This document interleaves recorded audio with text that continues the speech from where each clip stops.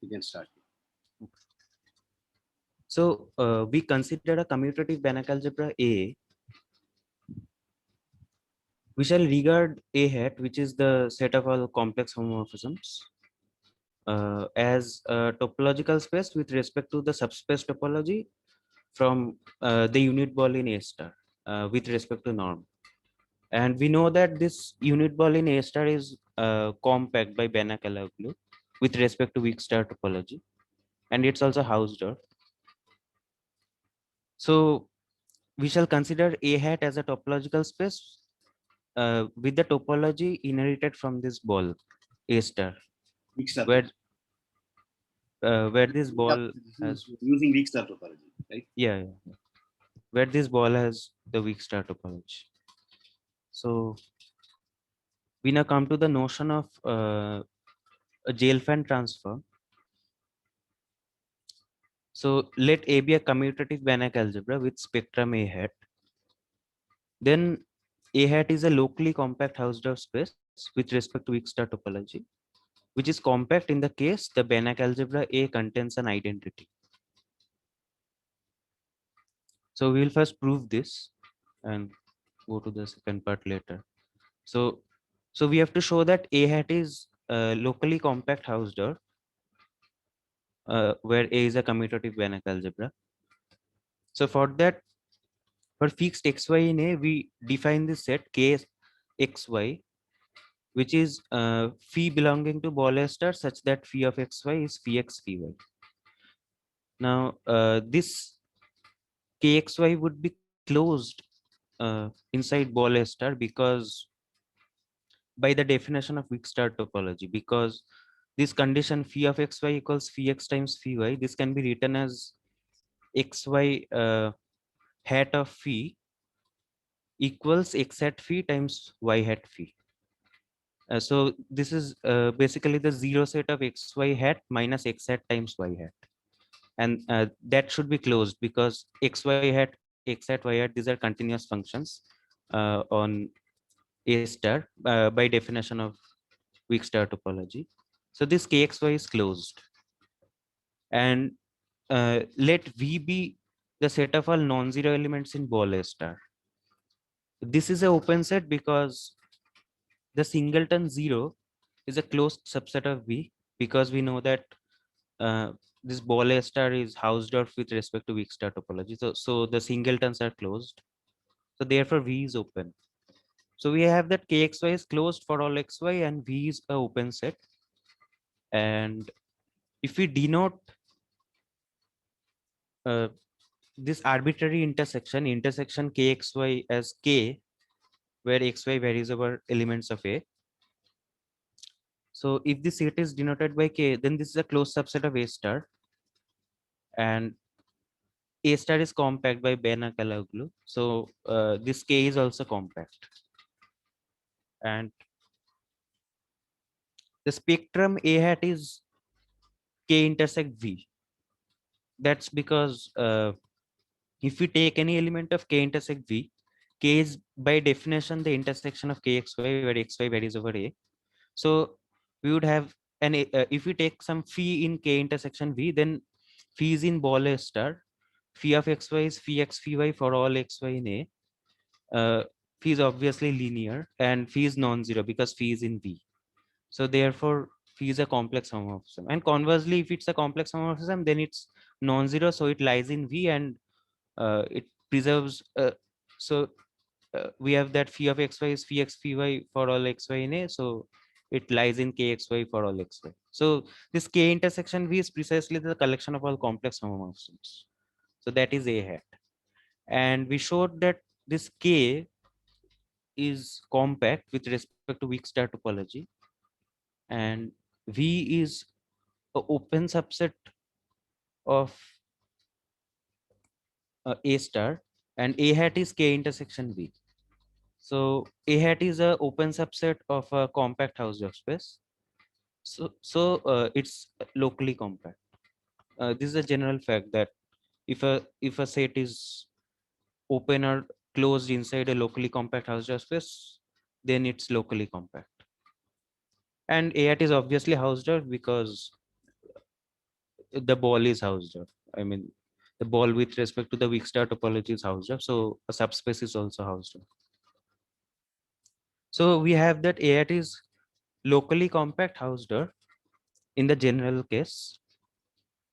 Now, if A has an identity, then we consider this set F, which is phi in ball A star, such that phi of 1 is 1.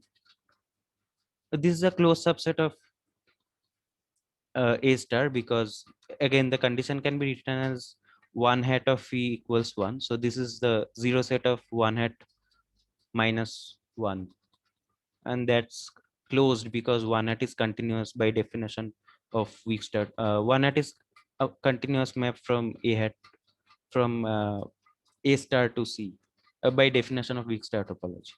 So this F is closed, and in the unital case, we have that A hat is K intersection F, because in the unital case, a complex homomorphism is the condition that functional is non-zero, that is equivalent to the condition that it takes 1 to 1. Because if we have phi of xy is phi x phi y, we can just take x equals y equals 1. Then we would have that phi of 1 is phi of 1 times phi of 1. And as phi is non-zero, we can cancel. So as phi is non-zero, phi of 1 should be non-zero, because otherwise we can see that if we take an element x in A, then phi of x would be phi of x dot 1, which is phi of x times phi of 1, which would be 0. So phi of 1 is non-zero, and therefore from the condition that phi of 1 is phi of 1 times phi of 1, we can cancel on both sides to get phi of 1 equals 1. So in the unital case, this A hat is K intersection F, and K is closed inside A star and F is closed inside A star. So this is a closed subset of a compact set. Therefore, A hat is compact in the unital case. So this proves the first part of the theorem. The second part says that this map X going to X hat, where X hat is defined from X hat is a map from A hat to C such that X hat of phi is phi of X for all phi in A hat.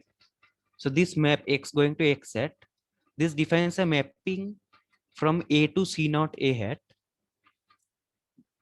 which is a contractive homomorphism of Banach algebras. That is, norm of gamma X is less than equal to norm X, and gamma is linear, and gamma of xy is gamma X gamma Y for all xy in A. So this C naught A hat in general means that we consider the continuous functionals with compact support inside CA hat and then take its closure inside CA hat. So that is C naught A hat. But in our case, we will deal with the case when A hat is unital. So this C naught A hat will become CA hat. That is the same as CA hat, because if A hat is compact, every continuous function has a compact support, right? So we'll prove these things one by one.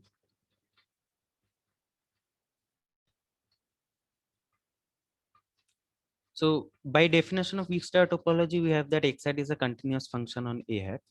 Uh, that is just the definition of weak star topology. So, and it's clear that this map capital gamma from X to X hat, that's linear and preserves products.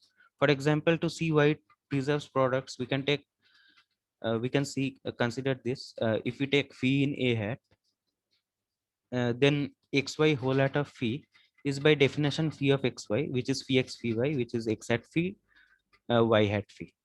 So this happens for all phi in the spectrum. Therefore, xy hat is x hat y hat. Okay. And similarly for linearity, that is, if we take alpha x plus y whole hat of phi, that is phi of alpha x plus y, that is alpha phi x plus phi y, which is alpha x hat phi plus y hat phi. So alpha x plus y whole hat would be alpha x hat plus y hat. So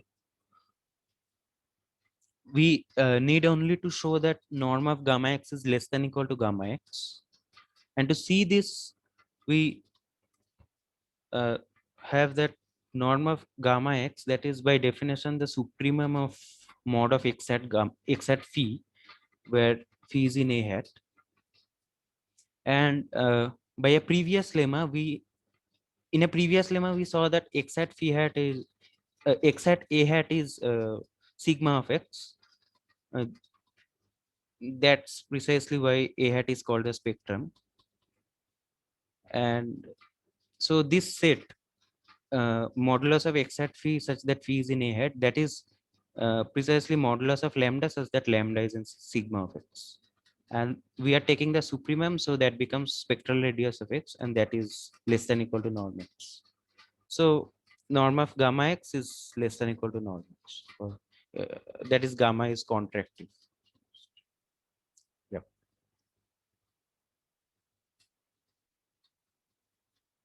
So is this clear? Should I repeat something? Or?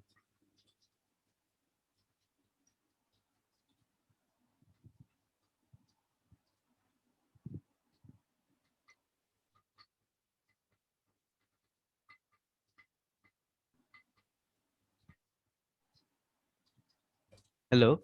It looks it's clear to everyone. I don't know.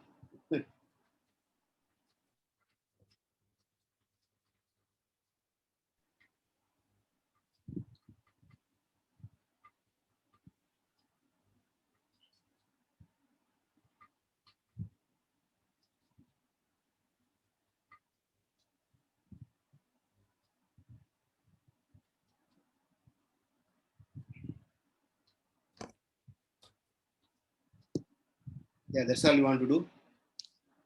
No, I have something more to Yes. say. So I'll just continue. So we have the following corollary. So let capital gamma be the Gelfand transform of a commutative Banach algebra A. Then the following are equivalent. So if x is an element of kernel of gamma, this is equivalent to the fact that limit n goes to infinity norm x power n whole power 1 by n is 0, which is same as x is in I for all maximal ideals I of A, which is same as sigma of x is singleton 0. So even in the non-unital case, so in the unital case, these four statements are same. Even in the non-unital case, 1 and 2 will be equivalent. So let's see the proof. So we will consider the unital case only. So suppose gamma of x is 0, that means that norm of gamma x is 0. And we saw in the previous theorem that in the proof of the previous theorem that norm of gamma x is spectral radius of x. So spectral radius of x becomes 0, and then by spectral radius formula, this limit also becomes 0. And these are obviously reversible. That is, if this limit is 0, then spectral radius is 0. So the norm of gamma x is 0. Therefore, gamma x is 0. So 1 is equivalent to 2. So now we prove 1 is equivalent to 3. So if we take an element in kernel of gamma, then we have that x hat of phi is 0 for all phi in the spectrum. But that is same as saying that phi of x is 0 for all phi in the spectrum. And so if x is in kernel of phi for all phi in the spectrum. So the thing is, now we have this bijective correspondence from the spectrum to the collection of maximal ideals of A. So by that bijective correspondence, we have that x is in I for every maximal ideal I of A. And these are reversible. That is, if you start with a maximal ideal that is kernel of phi for some phi in the spectrum, so phi of x is 0 for all phi in spectrum, because x is in every maximal ideal, and that means that x hat of phi is 0 for all phi in the spectrum, so gamma of x becomes 0. And so we have proved that 1 is equivalent to 2 and 1 is equivalent to 3, and 2 is equivalent to 4. That is just spectral radius formula. That is obvious, because if the spectral radius is 0, the spectrum has to be this singleton 0, because the spectrum is yeah, this is obvious. And if the spectrum is 0, then the spectral radius is 0. Okay, so an element of a commutative Banach algebra is said to be quasi-nilpotent if it satisfies the equivalent conditions of the corollary. So in that case, the radical of A for a given commutative Banach algebra is defined to be the ideal consisting of all quasi-nilpotent elements of A.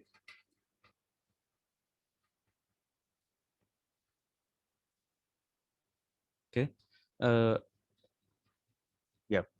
A commutative Banach algebra is said to be semi-simple if it has trivial radical. And trivial radical means that this Gelfand transform is injective, because the collection of quasi-nil, that's precisely by the definition. Uh,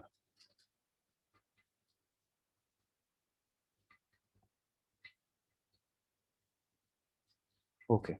So we look at a few examples. So consider this matrix in MNC, uh, which is defined as, if we name the entries as Nij, then Nij is 1 if I equals j minus 1 and it's 0 otherwise. That is, the entries in the super diagonal are all 1 and the other entries are 0. Then it's easy to see that n power k is 0 if and only if k is bigger than equal to n, because as we obtain the higher powers by just shifting the diagonal line upwards. And then if we consider this algebra generated by n, this algebra is of the form summation alpha I n to the power I, and this is a commutative Banach algebra which is not unital, and the elements are nilpotent because n is nilpotent, right? And nilpotent means it's the elements are also quasi nilpotent, because if you look at these equivalent conditions, by the second condition it follows that a nilpotent element is quasi nilpotent because x bar n eventually becomes 0. Okay.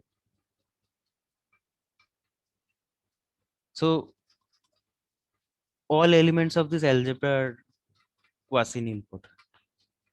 And the second thing I wanted to say is that this, if you look at the spectrum of A, then the spectrum would be empty, because if you take a, suppose there exists as element phi in the spectrum, then as because phi is non-zero, it should take a non-zero value on n.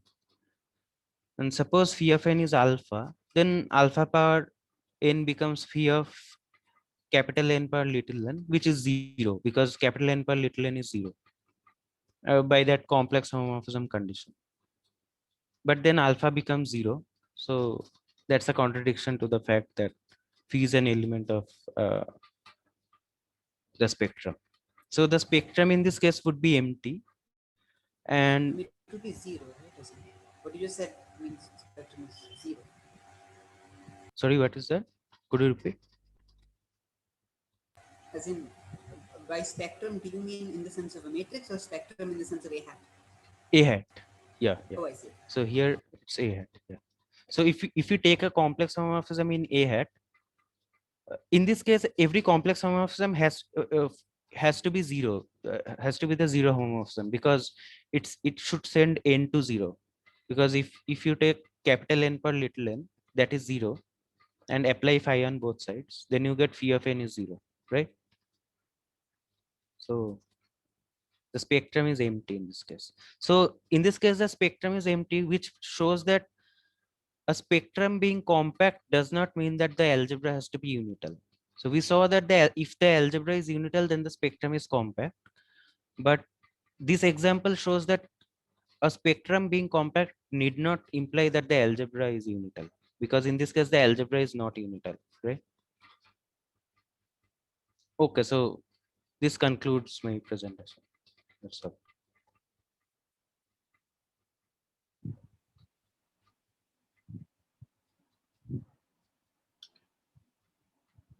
So, fine. There's no question. We'll stop recording.